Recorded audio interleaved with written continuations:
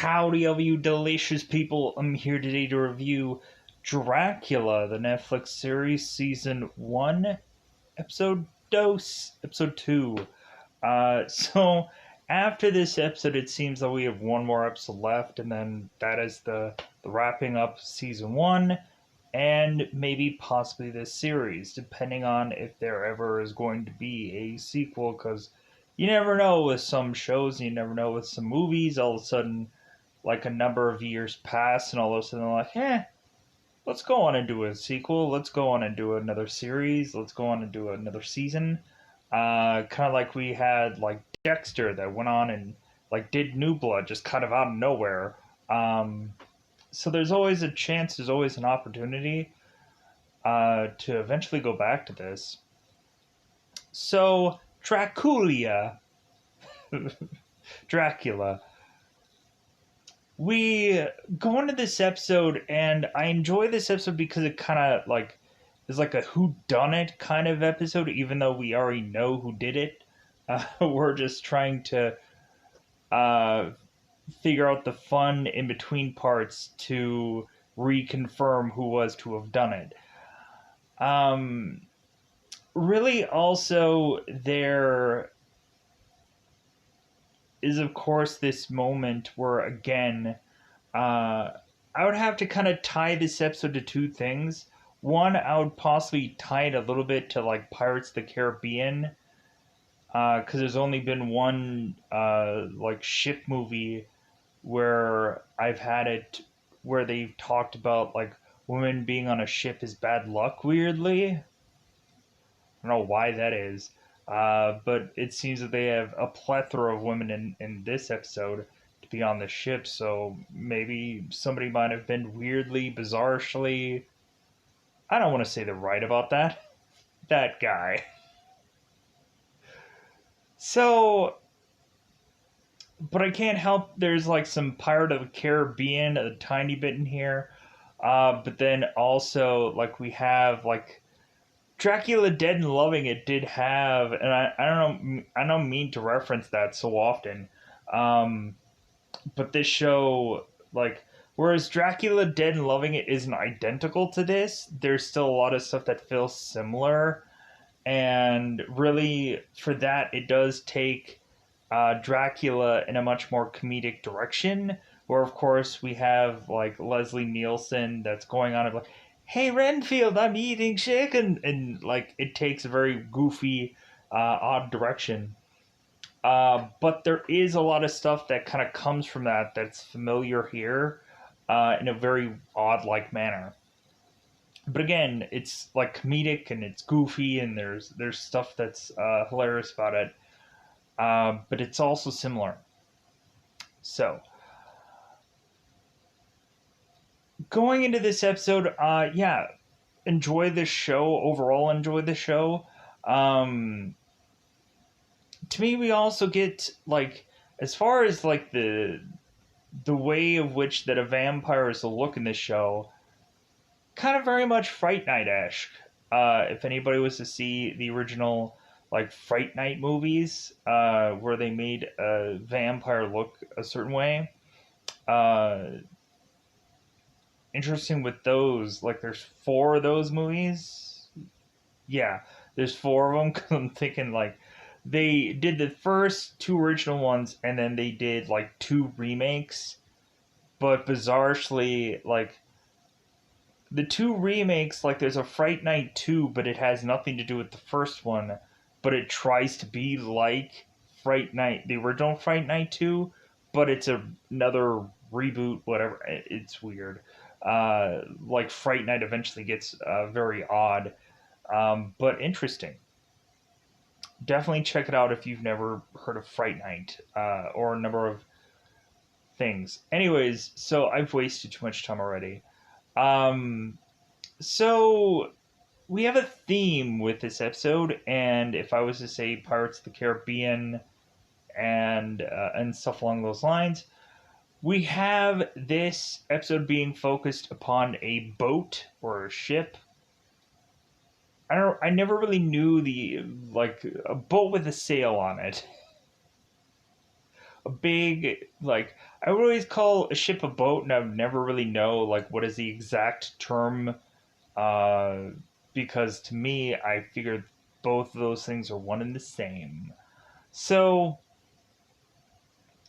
like, I guess you would probably call a big boat a ship, but you wouldn't call a small boat a ship. So I don't know. Anyways, it is what it is with this story. So we have our characters being put onto this ship, and like the beginning of the episode, we are trying to figure out how exactly Agatha or Van Helsing is to be tied or intertwined with this story. And we're trying to think, okay, wait a minute. So is this a continuation from the last episode? Is this kind of just like Dracula just going on and telling us some random like story to just kind of kill time here? What's going on? And we actually find out that every episode is to intertwine with one another, and we have to figure out why that is somehow or another. We have to figure it out. We have to put the pieces together.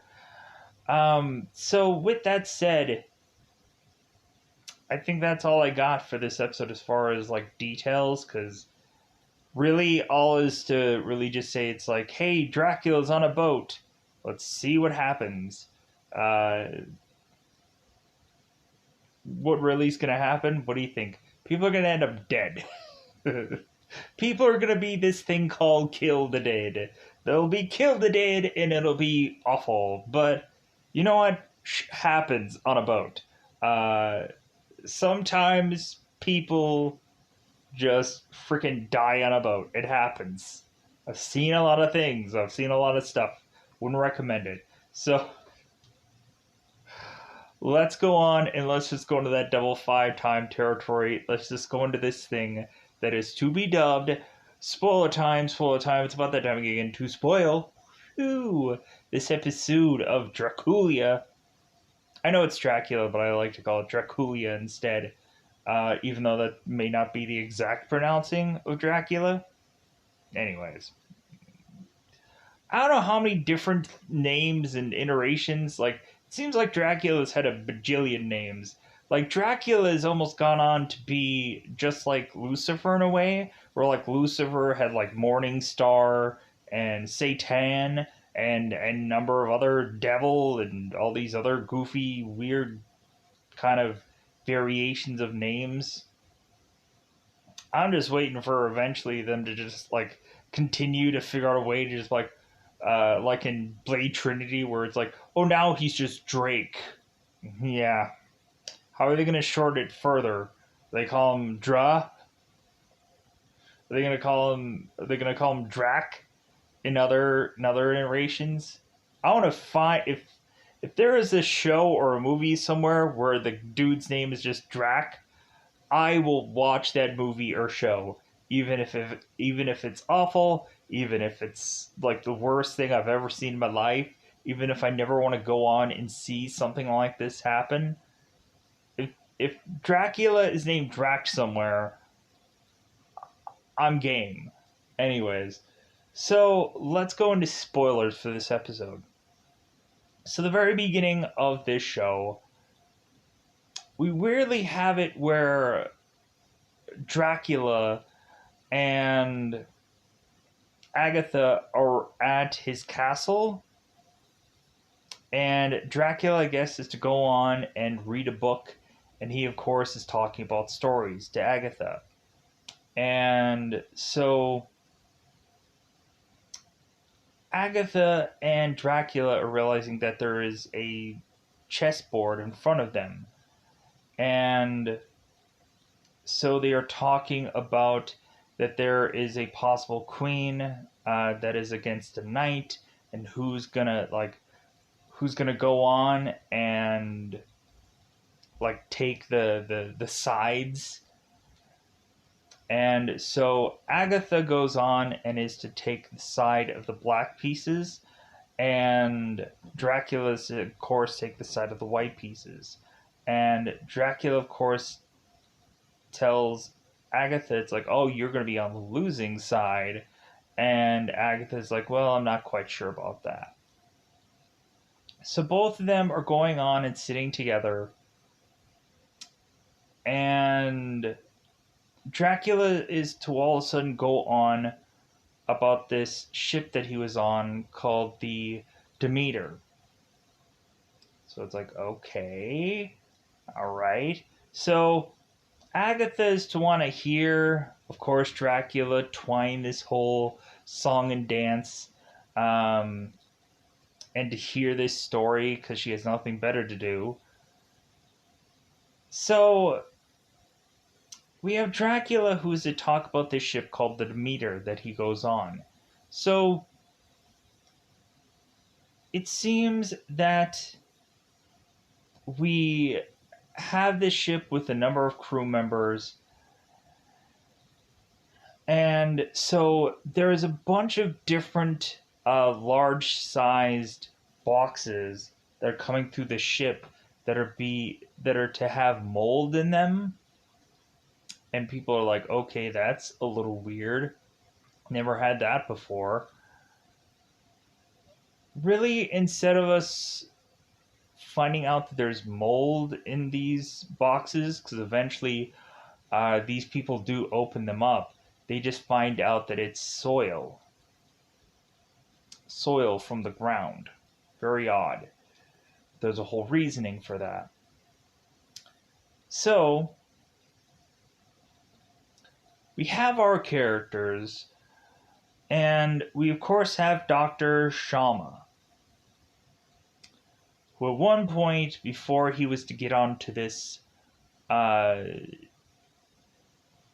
ship, of course, he, I guess, was to be a scientist, and he was to investigate this coffin and open it up and kind of put the opening of this coffin near this wall. So the doctor is kind of a little confused because he's like, you know what, like this box is kind of fairly old, but it looks like these scratch marks upon this box are fairly fresh. Very confusing, as they obviously realize that this person within this coffin is to be dead. Or so they think. Because all of a sudden we have this dead person just rising on up and like, hey, how's it going? It's not really what he says. All he really says is, rah! And like, so we of course have Dr. Shama, who I guess had to figure out how to kill this thing, or he would not be here in this ship today. Because we find out that Dr. Shama, as well as another gentleman in this episode, is to be supported or to be funded by a gentleman who they eventually find out is actually Dracula, that had gone by a different name at some point, or had gone by a kind of silent name, like kind of silent partner kind of name. And I think it was like Dracula or Bracara or something like that. Not quite sure. I know it started with a B. But anyways, none of that matters. It was Dracula. We figured that out. So Dracula goes on, and he is to really just start be making his way into meeting with people. Because we find out that Dracula just loves to hang out with people. He's not a guy that goes on and is to just kill everybody until and have them like really question everything so quickly. He kind of slowly but surely kind of goes through people within the show. We also had a moment where Captain Solokolov,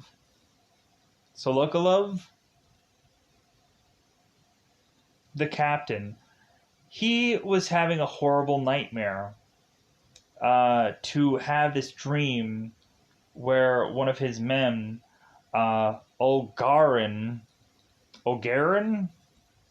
was to come into his quarters, desperately asking his captain if he had found his hand, that I guess is crawling his way to this captain's bed and just trying to like grab onto the captain.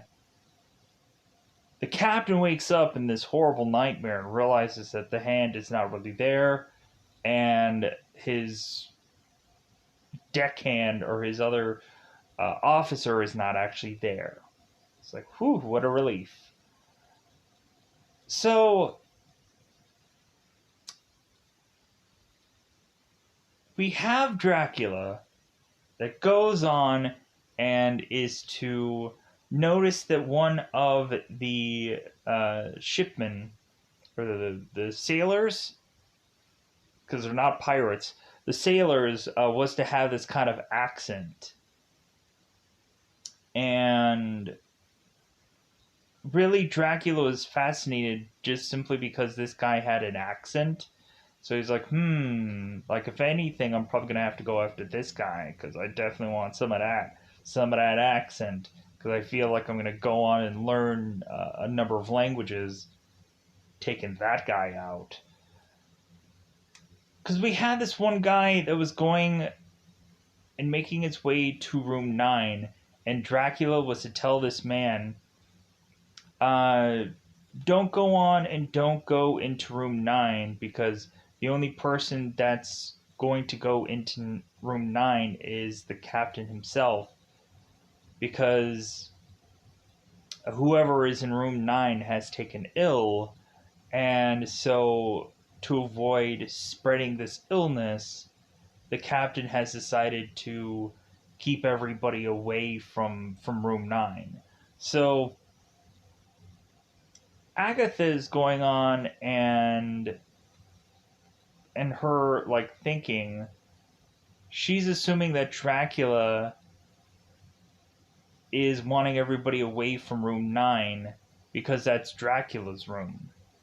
And Dracula's like, maybe. So Dracula goes on, and he, of course, is to meet with this Duchess Valeria, who's to be this fairly old lady, who is to go on and is to, of course, have this jewel as if she's from the Titanic. I was waiting for the Celine Dion music to pipe in at any moment. So Dracula is to go and meet with the Duchess, and is to like try to be having the most interesting conversation with her, and we have some point where we realize why. That Dracula really just wanted to win her over. Even to the point where when the Duchess starts speaking German, Dracula's like, you know what? My German is so rusty, but give me a minute. Dracula goes out of his way to go on and kill a man just for his accent. And just for him to be able to speak German. And so Dracula starts speaking German to the Duchess. And so the Duchess is like, wait a minute. Like, you just said that your German is really rusty. It seems like your German is perfect. And Dracula's like, well, you know, like, there's some times where you just kind of need a minute. And, like, it'll kind of all flow back to you. Especially when you're doing a little munching. So Dracula goes on, and we find out that Dracula had at one point gone on and been with this woman in her past when she was a much younger gal. It seems that Dracula was to woo her over at some point, to the point of them dancing together, and Dracula going on and not wanting to take her,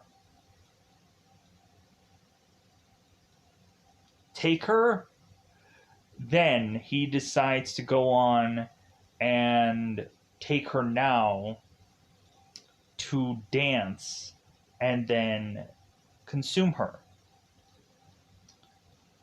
So it's like Agatha's like, man, you are plowing through all these people. Like, man, they're gonna get really suspicious that you're gonna kind of go through and just chomp your way through all these people. And Dracula's like, I don't know. So we have it where the captain is to make his way to the wheel to realize there's nobody at the wheel. And so we now have to kind of figure out what the heck is going on. That it seems people are starting to go missing, and so now we really have to kind of be on pins and needles and try to figure things out. And so it seems that Dracula is to go on and be on this case to try to figure out what's going on. Like, hey guys, like we definitely need to figure out this whole thing. You know what, maybe we need to go into room 9. And the captain's like, no, let's not go in room 9. If anything, like, I'll go and I'll inspect room 9 myself. And then I'll come back here and kind of showcase that everything's fine. So the captain is to walk away. And so Dracula's like, well, like, not quite sure if I'll trust that you were to go on and inspect that room, but I'll let it slide.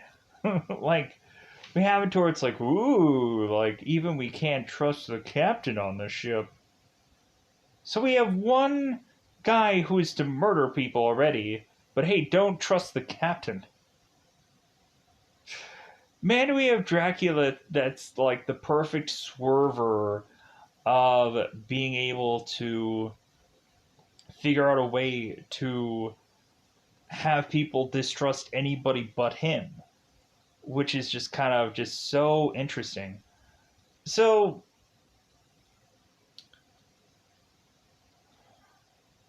we in this story are to uh, start having Agatha, who is to realize that Dracula, like, really is to, like, once he's starting to get his, like, fill of blood, like, it just seems like he can't stop. To where once it starts to seem that we're dwindling down on certain characters, Dracula is to go on and even realize that he like wants people's blood even more so. So we have the scientist that of course to have his daughter who is to be mute and deaf. And so we of course have both of them that are kind of speaking sign language to one another. And so Dracula's like, like I would love to be able to learn that at some point. Wonder how he's gonna do that. He won't. So, but we also have Agatha that is starting to realize more and more as we kind of come to these conclusions, because Dracula is to go on and do his own investigation about what's really going on in room 9. And Agatha is to realize that Agatha is in room 9. That there's a continuation from the story that Dracula was to go on and scare off Mina to leave both Dracula and Agatha like left alone, for then Dracula to start kind of taking Agatha, but not completely draining her of her blood. So eventually she'll start losing her fingers, which one thing that I gotta say for this show, every single time somebody's losing some fingernails, like, I'm like, that is so freaking gross. And I'm like, I don't want to see that. Can we just skip that? Like, I don't want to see that. I don't want to see nobody losing some fingernails. That is so gross. And they keep doing it. And I'm like, why? Because it's gross. Because it's like, no. No, I don't want to see that. That's why. It's like the one thing that's like, that's where we're going to get people. Just. Because it worked for The Fly. We're going to have to do it on this show. And like Utopia, the Amazon version, like they did that too at one point where it's like, hey, yeah, take the finger, and like, no, let's not do the fingernail thing. God, why do I keep watching shows that keep doing that garbage? Ugh, it's gross. So Agatha is to start to realize that she eventually is going to become undead. So, but Dracula is to go into room 9, and we see that a number of people that Dracula had taken down, there is a number of evidential things that are showcase that Agatha could be the culprit to taking these people down and murdering them all. Which I honestly think that would have been an interesting maneuver to actually have that be the actual truth. But like then Agatha could say it's like, well, I couldn't control it, or have some reasonable story. But we still know that it's straight up Dracula. Like he's just kind of passing the buck on to Agatha to have her really be the villainish culprit, to just kind of turn around and figure out the real truth here. That Dracula did it. Because we also have it where Dracula is to meet up with Lady Dorabella Ruthven, who had just gotten married with Lord Ruthven, who actually was much more in love with Adissa, who of course the big tall guy. And so Patrick was forced into this marriage with Lily, or Lady Doorbell Ruthbill. And I think Lord Ruthven was actually gay, but he was forced into this marriage because of his family.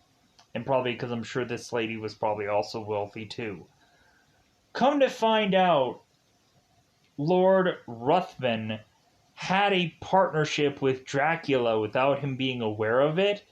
And it was like a business partnership. And I guess if Lord Ruthven is to get killed off here, as well as Lady Ruthven, then Dracula is to supposedly, I guess, inherit their fortune.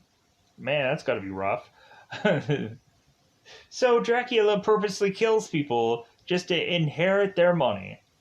Man, alright. So because we have Dracula that goes and kills off Lady Ruthven while they're kind of talking on the ship, and Dracula is to show Lady Ruthven this reflection of a life that she could have had. And Lady Ruthven is saying like, well, why are you saying possibly like Count Dracula? Why are you saying it's a life that I could have had? Because Dracula explains to Lady Ruthven that he is a vampire and that he's gonna just drain the life out of this woman. Which we see later that Lady Ruthven is going on and getting some how can I put this perfectly for the analogy of a boat?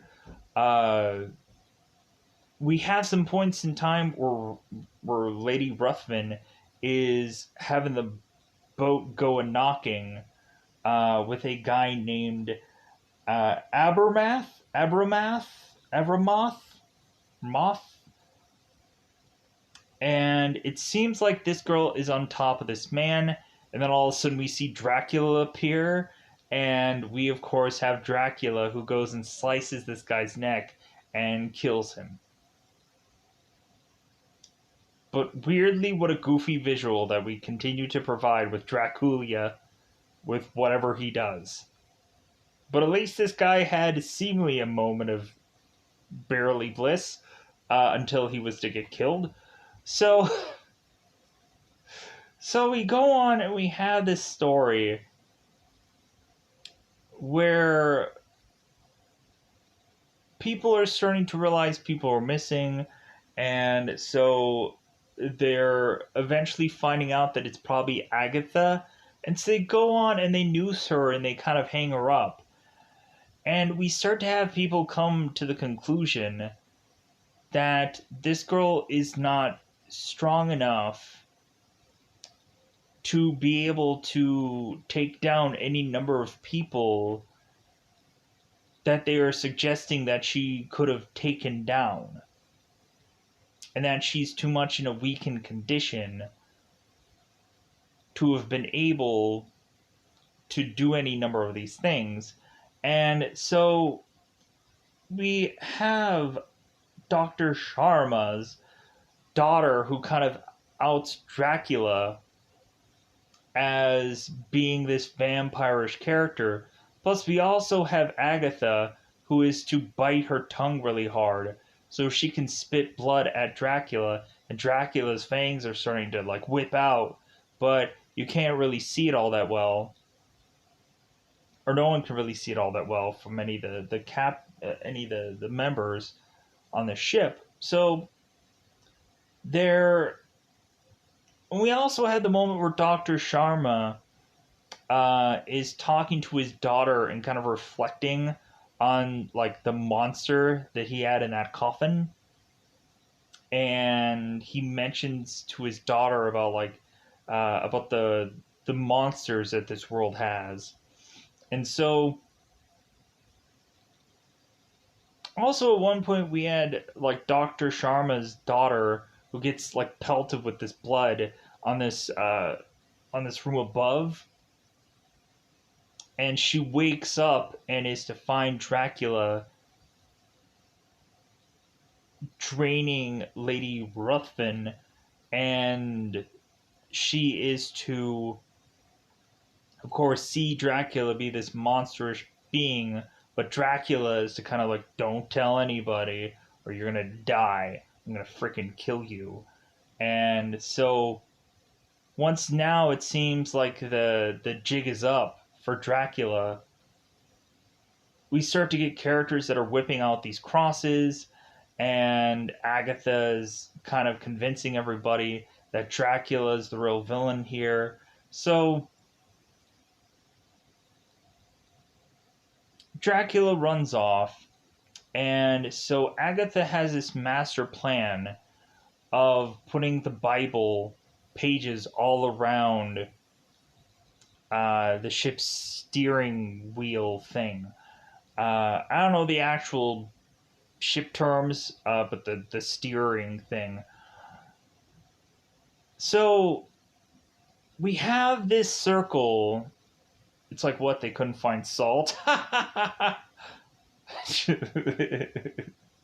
Of course, because it wouldn't work on Dracula. So they stack all these pages of the Bible all around this circle, and so everybody who's to supposedly still be human, of course, is to be put into this circle, which I'm like, okay, so how is it that like I guess it doesn't work on Agatha, because I think Agatha mentions that whatever would normally work on like Dracula doesn't work on all the other vampires, so like crosses and all that other rigmarole doesn't work. Um, but I guess like it wouldn't work on Agatha, but it would work on Dracula. So we have at one point where, of course, Piotr, the young shipman, who I kind of like. There are points when him and the cook have these kind of like these fun conversations. Um, but I think Piotr kind of uses like the same joke over and over again.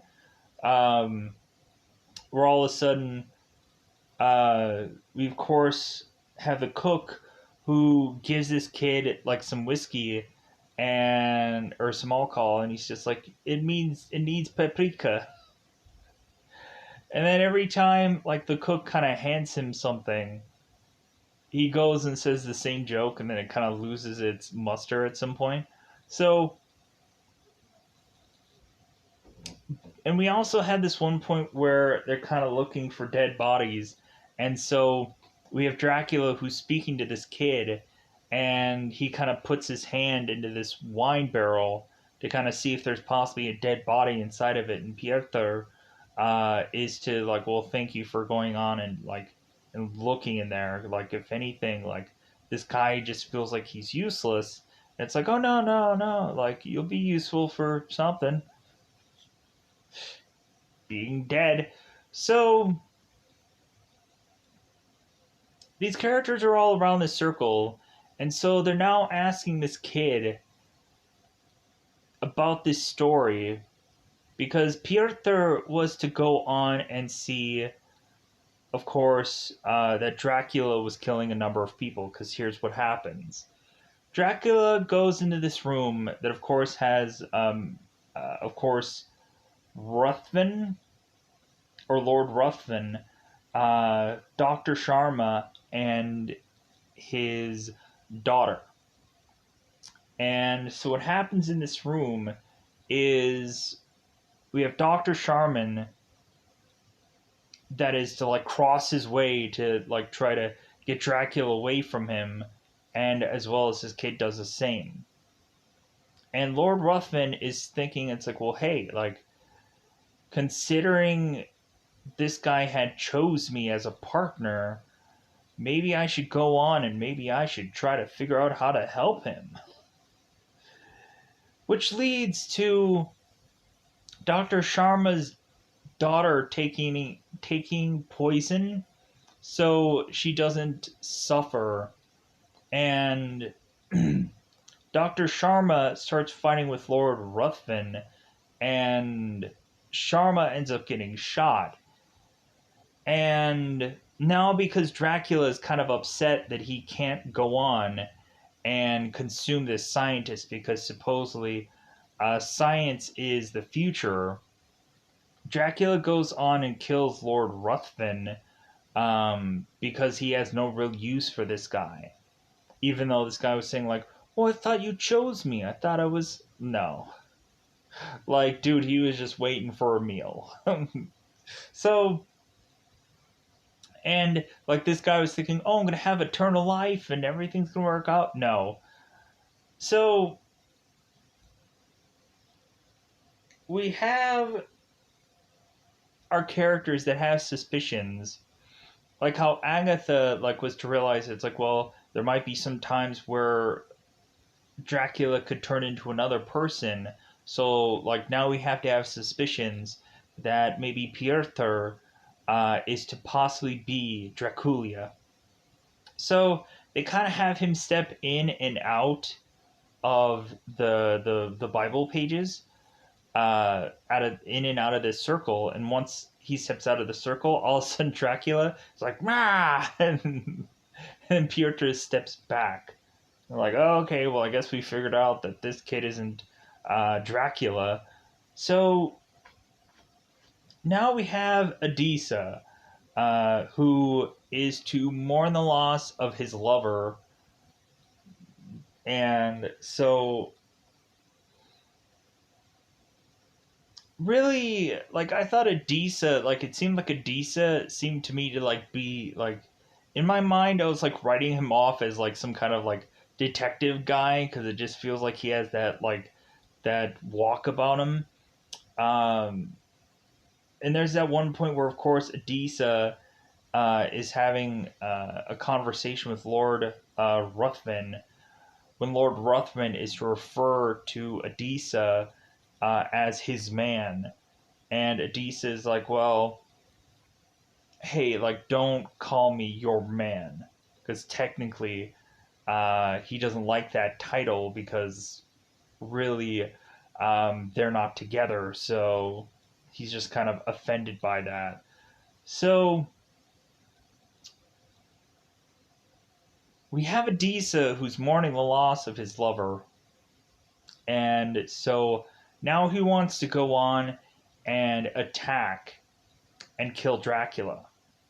And he's going to do it with a gun. Normal gun, doesn't have silver bullets, doesn't have any other goofy rock salt, any whatever goofy supernatural thing would probably tell you at some point that they would use against something like this. So Agatha's telling this guy, it's like, that's not gonna work against Dracula. You're wasting your bullets. You're wasting your time. But the guy is just adamant. He's like, no, I'm gonna kill this guy. Like, I don't believe really anything you're saying, so I'm thinking that if I shoot this guy, he's going to die. Go ahead. Yeah, waste all of your bullets on this man. Just go ahead. Just have some fun. So Adisa does go out of the circle and is shooting this guy, and Dracula like isn't even like flinching while this guy is shooting him. And so then Dracula goes on and takes on Adisa. And so we also find out that these guys had gone on and taken down or destroyed every single coffin that Dracula was to have that had his Transylvanian soil inside of them, besides one. And they wanted to really lure him into this one coffin so they can go on and try and kill him while he slept. So, what they try to do here is we have at one point them having a strategy to figure out how to possibly take down Dracula. And what they do is that they kind of nail him down, and then Agatha is to toss this lantern on top of Dracula, and he runs off screaming and jumps into the water. All the other guys are thinking like, "Oh, Dracula's dead. We've won. This is great." And so what ends up happening is Agatha is to realize that Dracula was to really have a room, and he realized that, or she realized that Dracula needed a bed or a coffin with soil, and conveniently Dracula did have a actual bed that had Transylvanian soil in it, so all Dracula needed to do was to sleep in that one bed and he would have been fine.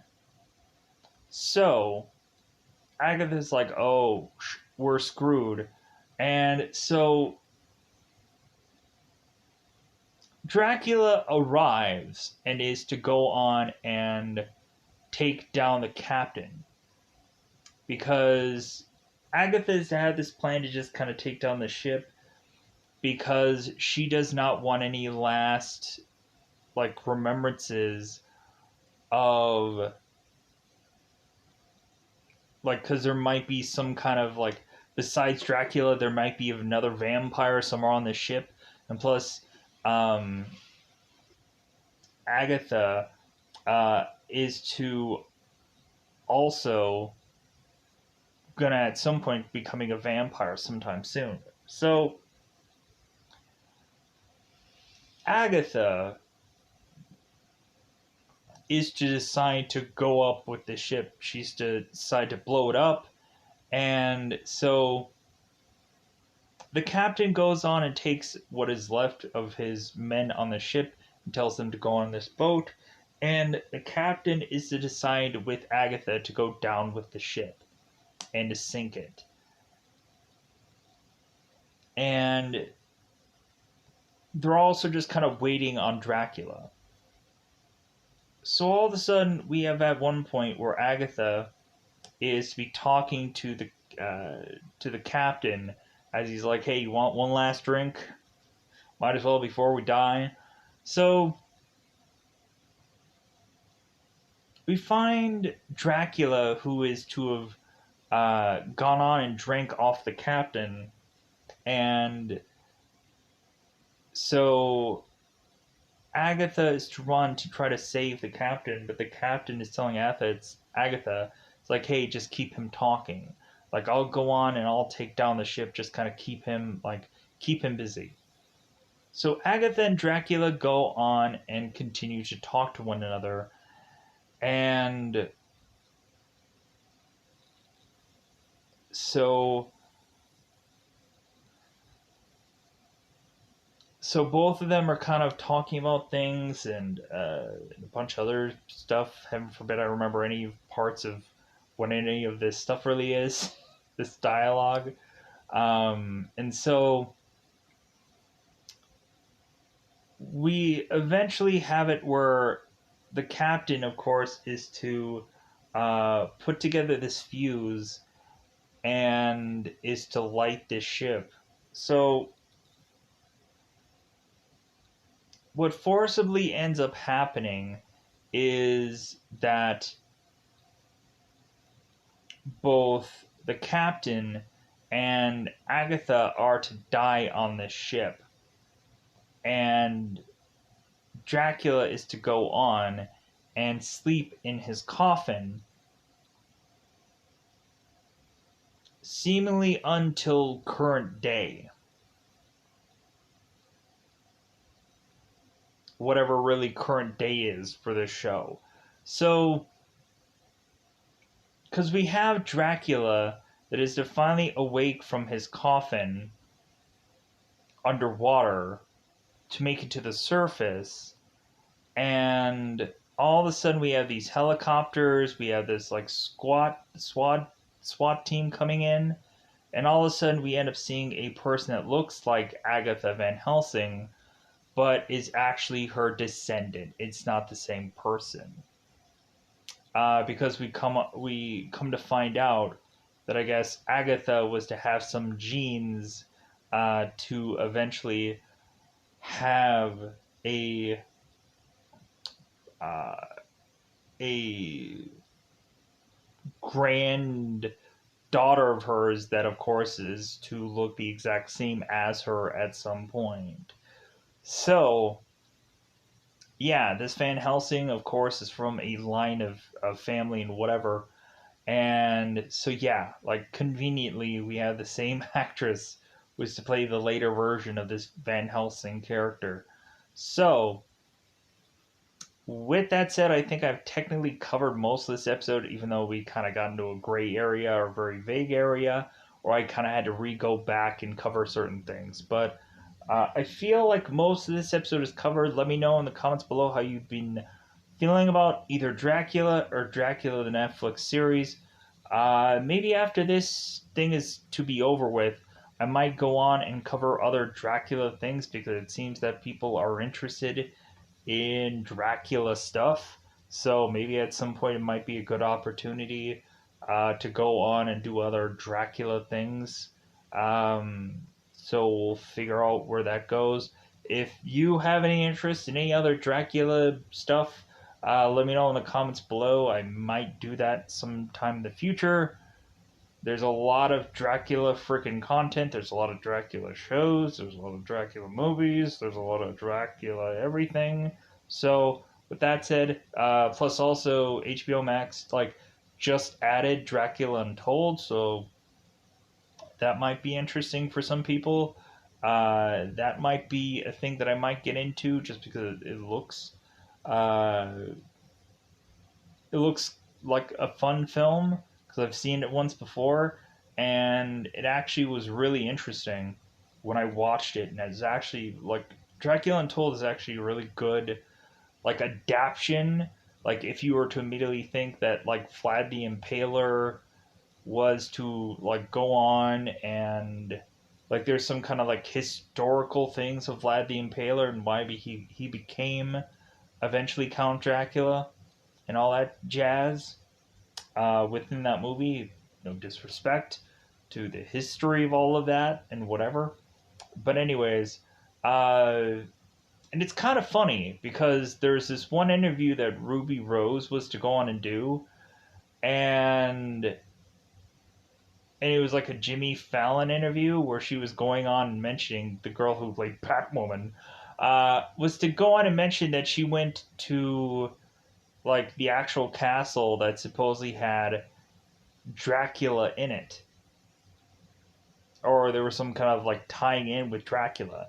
And then she found out everything about Dracula with the whole Vlad the Impaler side, and she's like, "Oh my god! Like, how is it that like she didn't know the story of Vlad the Impaler? Like, shoot! Like, I knew about that story in school. Like, they told me that in school. Like that the guy was like freaking putting heads on spikes and pikes and freaking like I knew about that when I was in school. Like, let me know in the comments below if you don't know the Vlad the Impaler story about the guy going on and like putting heads on spikes and whatever. Like Dracula Untold does actually pretty good like version of like what like that whole story was to kind of play out for the most point.